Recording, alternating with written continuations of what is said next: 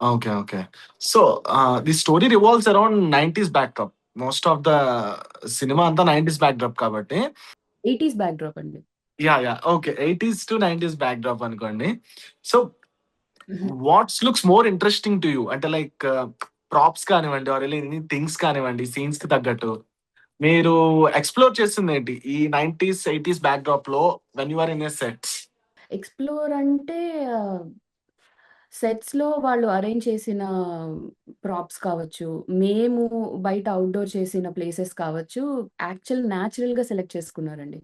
అంటే ఏదో హుహు. చాలా హైఫైగా వెళ్దాము, ప్రాపర్‌గా ఇంతలా యాహ్! చూపిద్దాము అని యాహ్! ఏం ప్లాన్ చేయలేదు వాళ్ళు. ఎందుకంటే హ్మ్. మనం బయట నడుస్తున్నప్పుడు ఎలా ఉందో అలానే ఉండాలి ఆడియన్స్‌కి అవును. కూడా. ఆ! నేచురల్‌గా వెళ్ళాలి. మార్కెట్ సీన్స్ కావచ్చు, తర్వాత ఇప్పుడు 'గుల్షన్ దేవయ్య' గారు ఆవిడని ఎన్‌కౌంటర్ యాహ్! యాహ్! కావచ్చు. అవును. అవును.